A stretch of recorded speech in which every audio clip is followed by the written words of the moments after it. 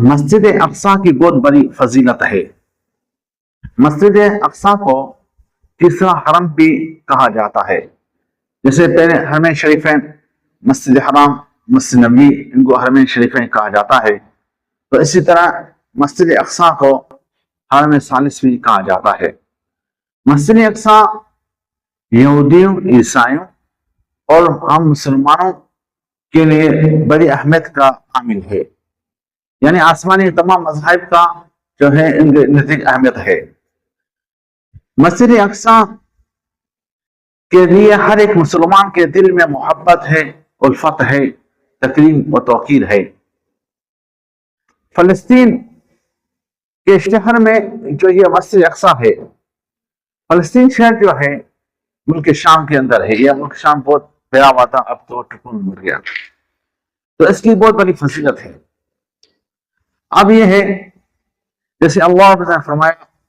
سبحان الذی اسری بعبدہ لیلا من المسجد الحرام الی المسجد الاقصی،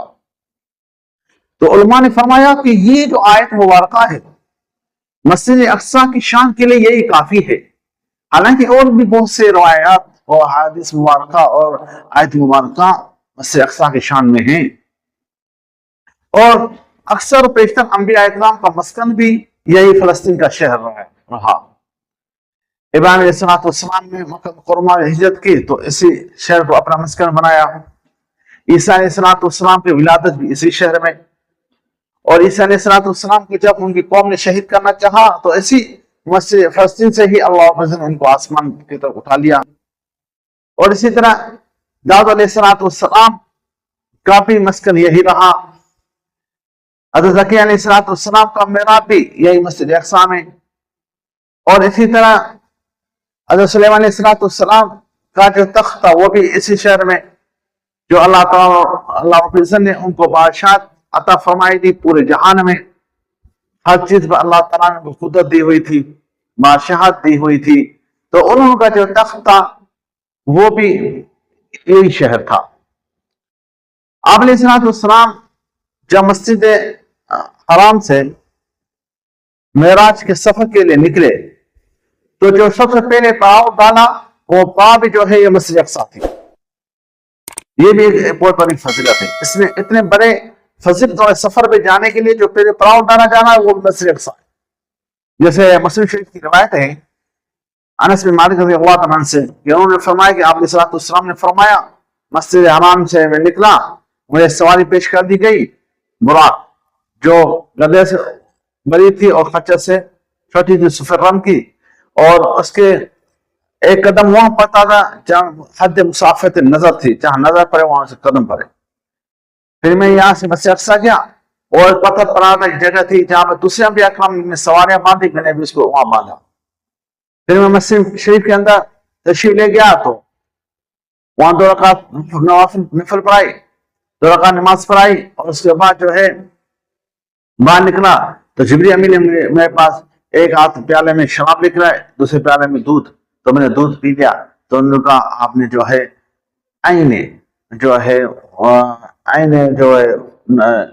ایک بہترین چیز کو آپ نے انتخاب کیا، تو طبیعت کے موافق چیز کو آپ نے انتخاب کیا۔ تو یہ جو وہاں نماز پڑھائی گئی یہ اشارہ تھا اس بات کی طرف کہ بنی اسرائیل سے نبوت ختم اب بنی اسماعیل میں ہے، اور اب ایسی امت آنے والی ہے جو مسجد حرام بھی اس کے ہوگی تو مسجد اقصی بھی ان کا ہوگا، جس کو ہم قبلہ اول کہتے ہیں۔ آپ علیہ السلام نے فرمایا طوبیٰ للشام، قالوا لأی ذلک یا رسول اللہ صلی اللہ علیہ وسلم، آپ علیہ السلام نے فرمایا کہ شام والوں کے لیے خوشخبری ہے، تو صحابہ اکرام رضوان اجمعین نے اسے یا رسول اللہ کیوں، تو آپ علیہ السلام نے فرمایا ان ملائکۃ الرحمن باسطون اجنحتها علیہا، یہ ترمذی شریف کی حدیث ہے۔ آپ علیہ السلام نے فرمایا کہ اللہ تعالیٰ کے فرشتوں نے شام کے اوپر اپنے پر بچھائے ہوئے ہیں، اس وجہ سے آپ علیہ السلام نے ان کے سفر کی تاکید بھی کی۔ شام بابرکت ملک ہے، بارکنا حولہ، فرمایا کہ اس باغات تو ہیں، یعنی معدنیات کے اعتبار باغات ہیں، چشمے ہیں، غلہ ہے، میوات ہے، چیز ہے، لیکن روحانیت بھی ہے۔ بہت سے انبیاء اکرام کا مسکن وہاں، مدفون بھی وہیں پر ہے۔ انبیاء اکرام کے بارے میں ایک بات کہوں کہ یہ تو آدمی کہہ سکتا ہے کہ فلاں نبی کی قبر مبارک فلاں شہر میں ہے، لیکن یہ نہیں کہہ سکتا کہ یہ قبر جو ہے فلاں نبی کی قبر ہے۔ کسی نبی کی قبر کا تعین نہیں ہے سوائے رسول اللہ صلی اللہ علیہ وسلم۔ ان کے روضہ مبارک کو آدمی کہہ سکتا ہے کہ رسول اللہ صلی اللہ علیہ وسلم کی قبر ہے۔ تو آپ علیہ الصلوۃ والسلام نے شام کو میدان و محشر بھی کہا، ارض و محشر بھی کہا کہ یہاں پر جو ہے قیامت قائم ہوگی، یہیں سے دجال کا فتنہ اٹھے گا، یاجوج ماجوج بھی یہیں سے نکلے گا، ملک شام سے۔ اور آپ علیہ السلام فرمایا یدرکہ عند باب لد فیقتلہ، اس طرح عیسیٰ علیہ السلام اتریں گے، ینظر عیسیٰ علیہ السلام بیضاء المنارہ، ایک سفید مشرق دمشق کے مشرق کنارے پر، پھر یدرکہ عند باب لد فیقتلہ، دجال کو دیکھیں گے اور باب لد پہ قتل کریں گے، وہ ملک شام ہے۔ عیسائیوں نے، یہودیوں نے، جو دجال خود یہودی ہوگا تو یہودی نے ابھی لد پہ مقام لد پر جو ہے ایئرپیس جہاز کھڑے کر دیے ہیں کہ دجال آئے گا، ہم اس کو جہاز میں بٹھا کے بھگا کے لے جائیں گے، عیسیٰ علیہ السلام اس کے ماننے سے بچ جائے گا۔ لیکن آپ علیہ السلام نے فرمایا جب دجال کی نظر عیسیٰ علیہ السلام پر پڑے گی تو وہ اس طرح پگھلنے لگ جائے گا جس طرح جو ہے نمک جو ہے پانی پگھلتا ہے، اور یہودی کو قتل کر دیا جائے گا، اور وہ کسی پتھر کے پیچھے چھپا ہوگا تو پتھر بھی کہے گا کہ میرے پیچھے یہودی یا مسلمان کو قتل کر۔ تو کہیں بھی چھپنے کی جگہ نہیں ملے گی، کسی گھر میں جائے گا یہودی تو بھی گھر آواز دے گا کہ آؤ اس کو قتل کرو، کسی گاڑی کے پیچھے، کسی پہاڑ کے پیچھے، کسی دیوار کے پیچھے، جہاں بھی چھپے گا، کسی درخت کے پیچھے جہاں بھی چھپے گا، کسی گھرے میں جائے گا تو گھر بھی کہے گا مسلمان یہ اے اس کو قتل۔ تو اللہ تعالیٰ یہود نصارہ پر لعنت کرے۔ تمام مسلمان کو عرض ہے کہ فلسطین کے لیے، مسلمانوں کے لیے، مجاہدین کے لیے، حماس کے لیے دعا کرے، اور تمام مسلمانوں کے لیے دعا کرے۔ میں ایک بات کہتا ہوں،